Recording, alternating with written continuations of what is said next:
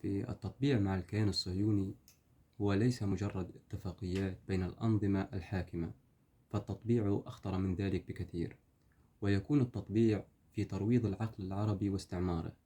عمدت الصهيونية منذ بداية استعمارها فلسطين على التطبيع العقل العربي، ولا يكون ترويض العقل بإجباره على تبني أفكار ومعارف ومواقف، إنما يكون التطبيع في جعل المواطن العربي يقتنع ويتبنى مواقف داعمة للاستعمار، ويكون ذلك بالبناء والتأسيس، وهذا ما فعلته الصهيونية على مر تاريخها من خلال بث أفكار وجمل وروايات مسمومة تجتاح العقل العربي وتسكنه، مثل تلك التي تقول بأن الفلسطيني باع أرضه، أو بأن تحرير فلسطين هو يوم القيامة، أو بأن الفلسطيني تخلى عن أرضه أو تخلى عن حلمه.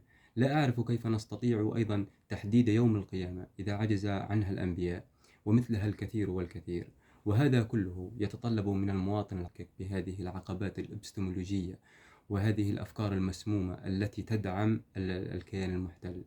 فالمواطن العربي يجب أن يقتنع بعقلية المواطن العربي الحر المستقل، ويطالب بالحقوق، ويطالب بالدفاع عن الشعب الفلسطيني، ويطرد الوجود الأمريكي من بلاده بعد هذه المجازر وهذه الإبادة، ويطرد الوجود الغربي. أنا هذا كله يأتي على عاتق الإنسان أو المواطن العربي. يعني المواطن العربي في كلمة إيمان، في كلمة أستاذ باسم، الوعي العربي. نعم، الوعي العربي. صح.